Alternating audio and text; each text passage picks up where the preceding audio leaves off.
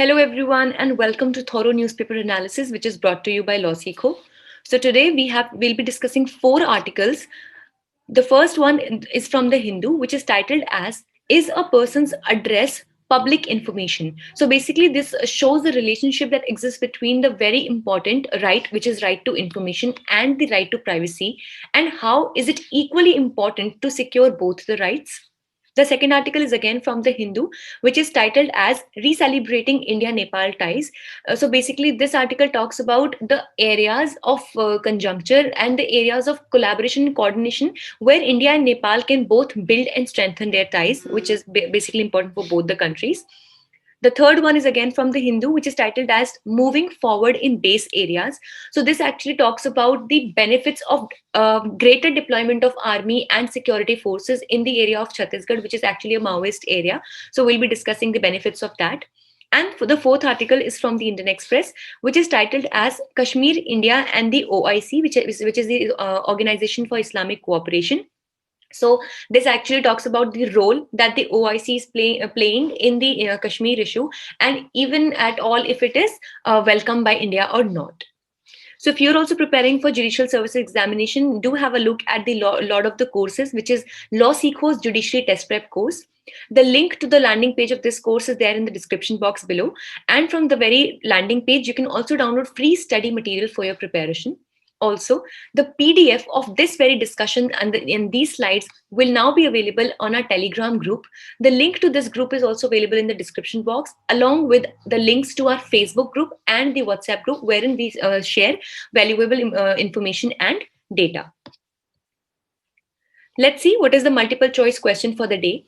Which of the following is or are member or members of Organization of Islamic Cooperation? First, Benin.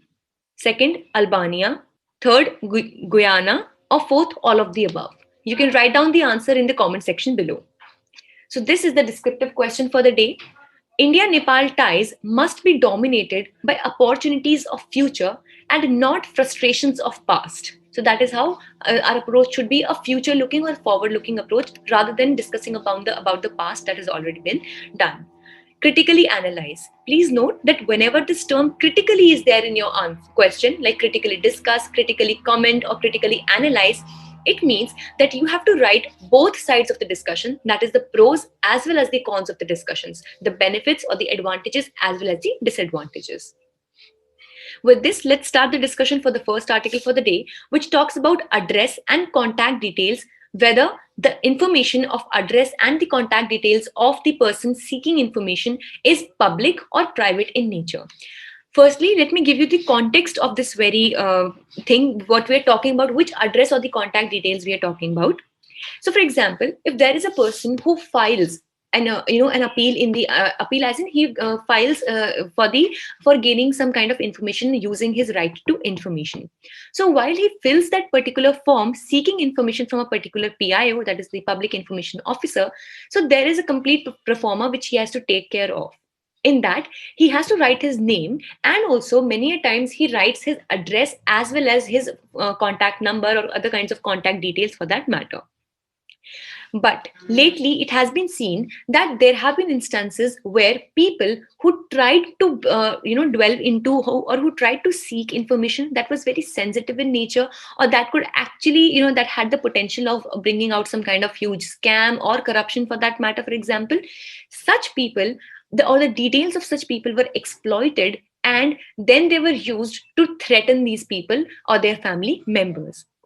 And that is why there is this entire discussion in today's article whether the address or the contact details which are made available by the applicant are they an information which should be put in the public domain, or which should be the one through which he secures his right to privacy and should not be made into public account. So recently, the Bombay High Court ordered the Ministry of Information and Broadcasting to remove activist Saket Gokhale's contact details from its website, that is through RTI application. So basically, there is this activist who's known as Saket Gokhale. So he had actually he sought information of some very sensitive or very of such nature that could actually cause a discomfort to few kinds of people. And that is why when the entire details of his application form for that particular information were put on the RTI website, that information of his contact details and his address was misused, and he and his family members were brutally threatened. So that is why the Bombay High Court has given this order now to the Ministry of IB, that is Information and Broadcasting, that it is required to remove Saket Gokhale's contact details from the RTI website. Now let's understand that if a person's address or his contact details is a private information or a public information, that means that if I am filing my any application wherein I'm putting in my contact details, so does the authority to whom I'm giving this application to is actually entitled or is actually empowered to put my credentials or my whereabouts or my contact details on its website or on any kind of portal publicly or not? So most people consider their address as private information.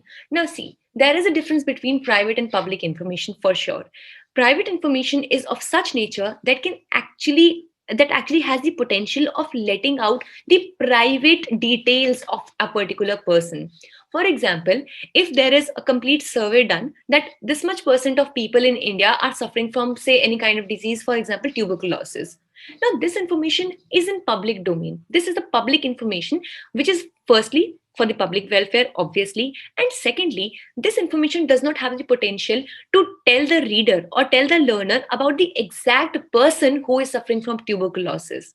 But say, for example, a complete report of one individual is published in newspaper, and now the entire world knows that this person whose name is so and so, who resides in such and such place, is suffering from tuberculosis. Now, this information is definitely a private information because it has the potential to give the private details about a particular person. Similarly, our Aadhaar card is very much our private information. And similarly, most of the people, they consider that even their address or the information given to their address is also a private information. But historically, address or phone numbers have never been considered as private information or private under the Indian law. And one very good example of this is the telephone directories. Now, mostly the telephone directories are not very, easily available. But if you remember, when we were young kids, then at that time, the entire department used to publish, or if there is any user of some particular telephone line or telephone network, so they used to publish the entire address and contact details of everybody or every user of that person in that particular city. Another example is given through electoral voter list, which includes the addresses of all the voters, and this electoral voter list is very easily available online in the digital format on the website. Then also the land records, which contain details of ownership, are open for public inspection as well. Then all the FIRs in cognizable cases must also be displayed on the website, and the name and address of the complainant and accused has to be there according to the order of the court. And then the court in Gokhale case itself also disclosed the address in the judgment. So this is very ironical, wherein a judgment that has actually come up to protect the address, or come up to that is actually asked to not to disclose the address of a particular activist, this very judgment itself has the address of the victim in this case. So that is why it is really ironical, and it should be considered that there can be huge repercussions or consequences of this thing as well. So that is the reason that it should be made very important that the address and contact details of these people should not be really disclosed, as there are huge repercussions attached to it. So there is this rationale behind the disclosure that the access to information about beneficiaries is critical to weed out the ghost beneficiaries and so on and so forth. But yes, but then if at all you're doing this, so it should be made sure by the authorities that it is no way misused, and at least the people who are trying to bring change in the society, they should not be facing the repercussions of just filing an application under RTI. Now, here is the court's stance, or what the court has to say on privacy on information. So the questions on privacy involving fundamental rights must be dealt with, not just the consequences that may follow, but also the first principles of law. And that is why the Bombay High Court in the Gokhale case relied heavily on the Abhishek Goenka versus Ashish Kumar Roy case of 2013, wherein the RTI Act does not require information seekers to disclose personal details, except those which may be required to contact them. So yes, it is not compulsory while filing an RTI that you write each and every detail or personal detail of yours. And many a times even the applications were tried to put down because the applicant had not mentioned father's name or so on and so forth. But the law does not require the person to do so, and any information that is enough which can get him a contact with the applicant is enough, and there is no need to exaggerate or write too much or give too much of the personal information. So, if we talk about the RTI Act and privacy, all information held by the government must be shared with the citizen unless exempted under Section 8 and 9, obviously, because Section 8 and 9 have the exempted sections, like, for example, any information which is related to some kind of information related to the defense or national security. So, such information can be denied to be shared. So, that also can be denied to be shared. With this, let's discuss the second article for the day, which talks about India Nepal ties. So the Foreign Secretary Harshvardhan Shringla, he had actually recently visited Nepal, and he addressed the people of Nepal, and he fluently talked to them in Nepalese, their own language. So that has actually given a positive hope and sign that this might give a trust that the Nepalese people were looking forward to from the Indian side. And through this, we'll be able to reconcile with the relationships that had actually, as we know that very recently, a part of Uttarakhand that actually is brought under the Indian map. But recently, Nepal had launched or brought forward its national map, wherein it claimed to have hold or claimed the territories which actually belong to India. This created a kind of tussle between both the countries, and that is why we are looking forward to reconcile the relationships between India and Nepal, because obviously such relationships are important for both the countries. So, if we talk about the India-Nepal relationship, so in the past 5 years, eminent persons group formed the relationship, and but it was later disbanded. That was, it was discontinued without any particular or specific report. And then there has been a changing perspective to this relationship, as many in India equate being anti-India with being nationalistic. That is, Prime Minister, who is the Prime Minister of Nepal, KP Oli, won the 2017 election on this. So basically, they equate being anti-India with being nationalistic. So basically, the politicians in Nepal, like we have the example of the very own Prime Minister of Nepal, they actually used anti-India emotions to develop some kind of pseudo nationalistic emotions in the amongst the people of Nepal, and that is how they also won the elections. And then there are two major issues. First, aid to Nepal from other countries go through plans of government of Nepal, unlike India, which sees it as a constituency. So basically, also we know that there is the help that the Nepal gets from various other countries.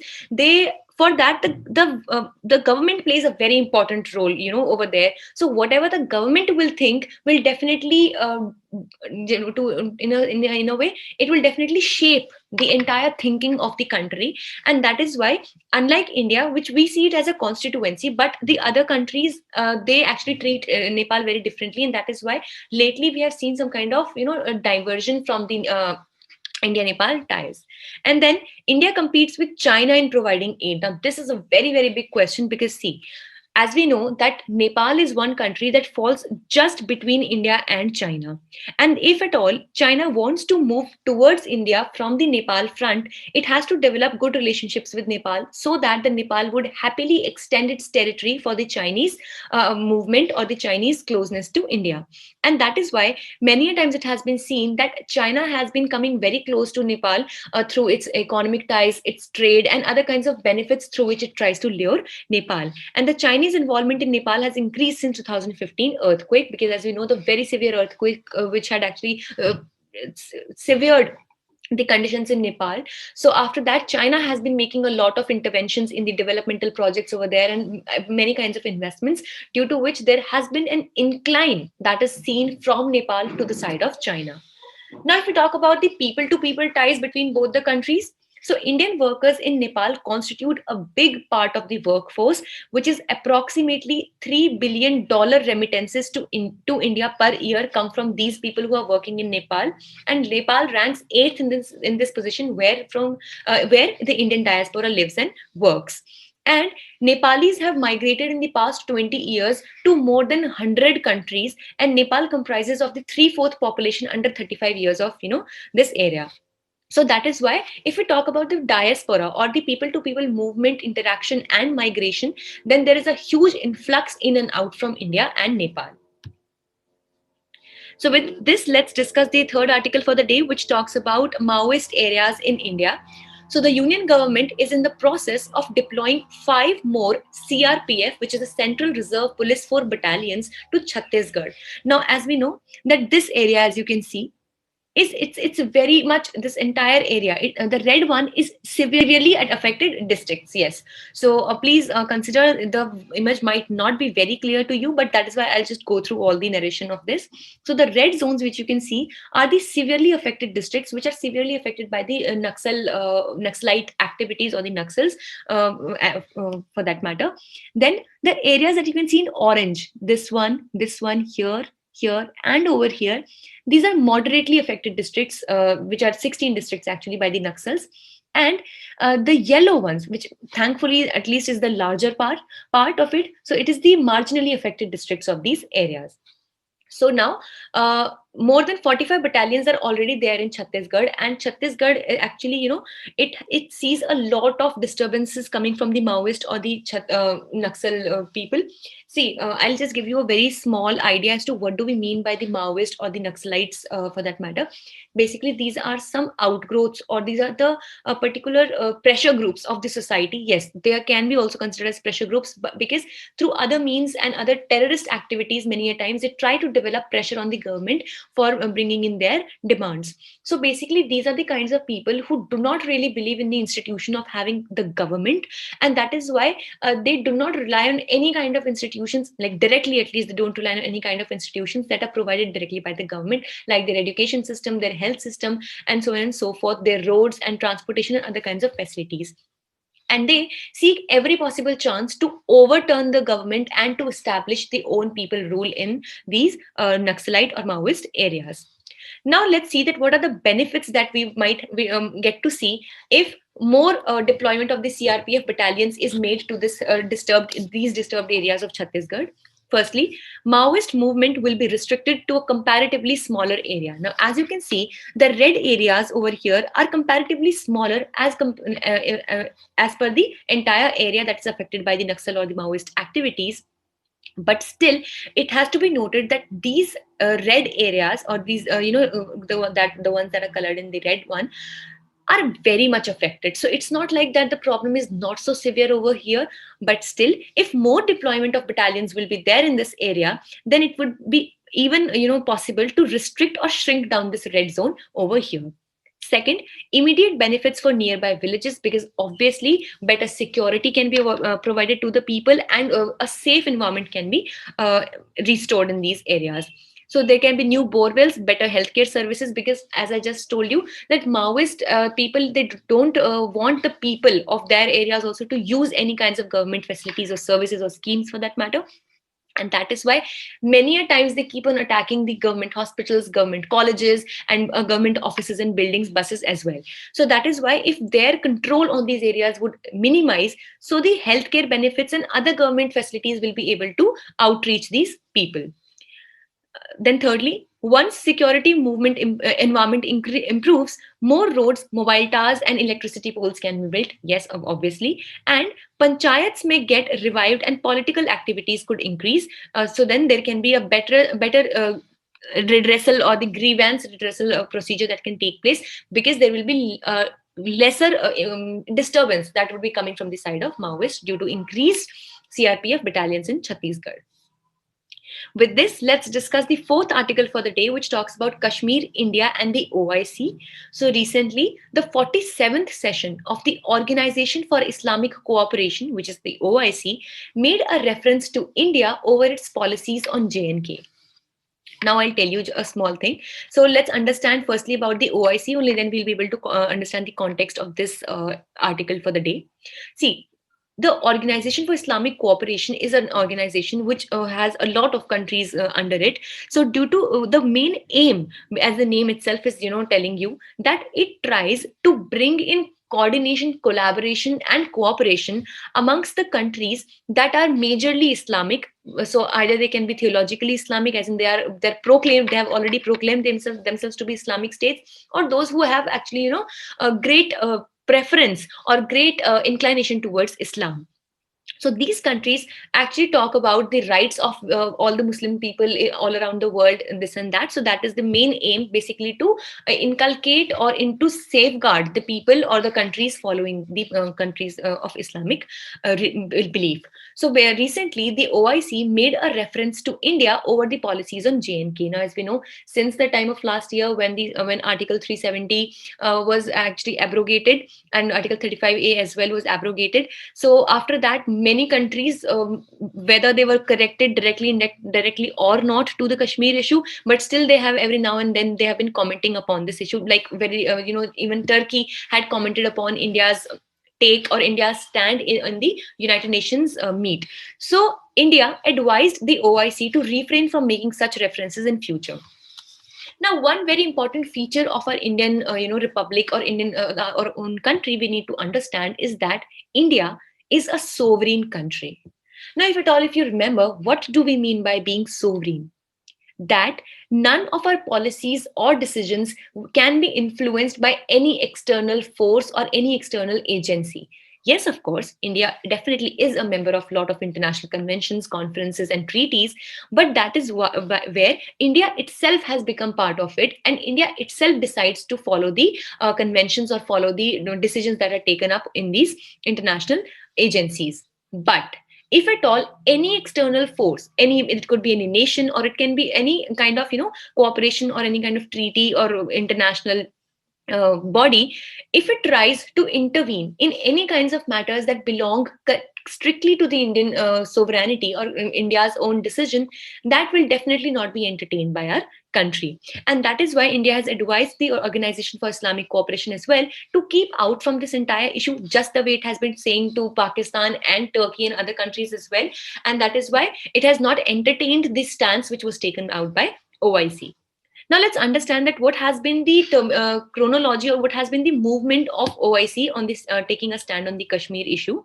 So basically, OIC, obviously, because Pakistan is an Islamic country, so it has been a supportive nation, a supportive organization for Pakistan, and it has actually took a stand on the from the side of Pakistan, and it has alleged that the Indian atrocities have taken place in the state, and or now if we call it the Union Territory. So basically, it has criticized India at the international platform. So in 2019, Pakistan had lobbied, or it had actually taken way with the OIC for their condemnation for to a Article 370 move, and so on and so forth. It has been doing so in the similar steps in the every now and then. Now, here there has been a relationship that has been told about OIC and India. So, it is the world's second largest intergovernmental organization after United Nations. So, it has 57 states. It's really huge. Then the objective of the OIC is to safeguard and protect the interest, as we have just discussed, protect the interest of Muslim world in the spirit of promoting international peace and harmony among various people of the world.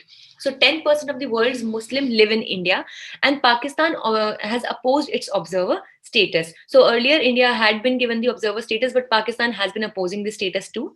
So Sushma Swaraj, who was earlier our foreign minister, so she visited it in 2019 as a guest of honor, and India's ties with the UAE and Saudi have been good, which actually are quite major members of the OIC.